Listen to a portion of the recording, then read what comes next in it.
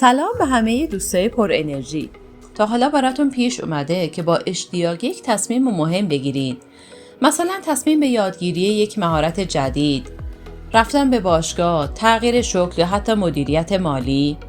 اما بعد از چند روز اون تصمیم فقط توی ذهنتون بمونه و هیچ اقدام خاصی انجام ندید؟ اگه جوابتون آره هست، تنها نیستید. تقریباً برای همه ما پیش میاد. اما مشکل کجاست؟ آیا ما تنبل هستیم؟ نه. در واقع یک دشمن نامرئی داریم که تصمیم هامون رو فلج میکنه. این ویدیو که اولین قسمت از یک سری 10 قسمتی کاملا عملی به اسم از تصمیم تا اقدام هست، قصد داریم توی این سری قدم به قدم این دشمن رو شکست بدیم و یاد بگیریم چطور هر تصمیمی رو به عمل تبدیل کنیم. امروز توی همین قسمت اول مهمترین کار رو انجام میدیم: شناسایی دقیق دشمن. بین تصمیم گیری و اقدام واقعی یک شکاف عمیق وجود داره. به این میگن شکاف اقدام یا اکشن گپ. این شکاف جاییه که اکثر آرزوهامون اونجا گم میشن. یک مثال میزنم. تصمیم میگیرین هر روز 30 دقیقه زبان یاد بگیرین. این یک تصمیم واضح و عالیه. اما وقتی میخواین اقدام کنین، یه صدای توی ذهنتون میگه حالا نه، از فردا شروع میکنم، یا الان خستم، بعدا. این صدا همون دشمن نامرئی ماست که توی شکاف اقدام کمین کرده. هدف این سری پر کردن این شکافه، اما اول باید بدونیم این شکاف از چه چیزهایی تشکیل شده. 3 مانع روانی اصلی بیشتر از هر چیز دیگه‌ای ما رو توی این شکاف گیر میندازن. بیایید با هم بررسیشون کنیم.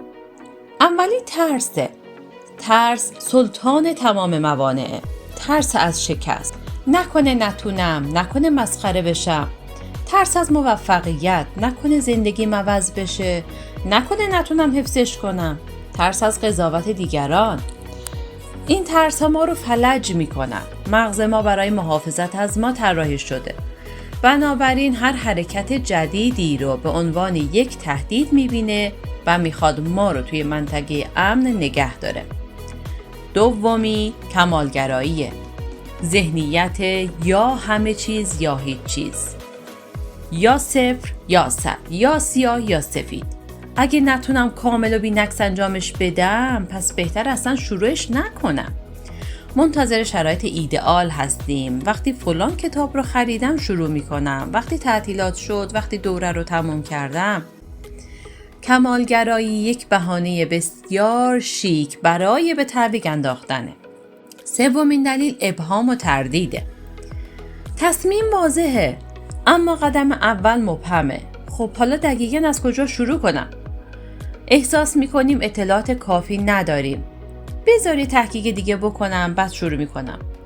این ابهام انرژی ذهنی ما رو میمکه و ما رو توی حالت تحلیل فلج میکنه. اما یه دشمن اصلی تر پشت این 3 مانع وجود داره: بار شناختی. وقتی ما یک تصمیم جدید میگیریم، مغز ما باید یک مسیر عصبی جدید بسازه. ساختن این مسیر جدید انرژی ذهنی خیلی زیادی میخواد. دقیقاً مثل رانندگی توی یه جاده ناشناخته است. مغز ما که تنبله و دنبال صرفه‌جویی توی انرژی، از این کار خوشش نمیاد. بنابراین تمام تلاشش رو میکنه تا ما رو به سمت عادات قدیمی و راحت‌تر برگردونه. همه اون ترس‌ها و بهونه‌ها فقط توجیهات منطقی هستند که مغز ما برای فرار از این صرف انرژی میسازه. پس مشکل اصلی تنبلی یا بی‌ارادگی نیست. مشکل یک مغز طراحی شده برای صرفه‌جویی توی انرژیه که در برابر تغییر مقاومت میکنه.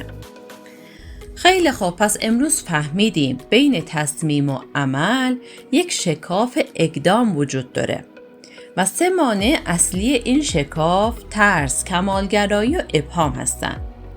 و دلیل نهایی همه اینها مقاومت مغز در برابر صرف انرژی یا بار شناختی بالا هست. خبر خوب اینه که حالا که دشمن رو شناختیم، میتونیم با استراتژی اون رو شکست بدیم. در قسمت بعدی این سری قراره با هم اولین و مهمترین سلاحمون رو بسازیم یک سیستم اقدام شخصی. میخوایم یاد بگیریم چطور محیط و روتین روزانمون رو طوری طراحی کنیم که به جای جنگیدن با مغزمون از طرز کار اون سوء استفاده کنیم و به طور خودکار به سمت اقدام هدایت بشیم. حالا نوبت شما. توی کامنت ها برام بنویسید کدوم یکی از این موانع بیشترین سد راه شما برای اقدام بوده؟ ترس، کمالگرایی یا ابهام؟ اگه این ویدیو براتون مفید بود حتما لایک و سابسکرایب کنید تا قسمت های بعدی این سری رو از دست ندید، چون هر قسمت رو پایه قسمت قبل ساخته میشه و در نهایت به یک نقشه عملی کامل میرسیم. به امید دیدار در قسمت بعد.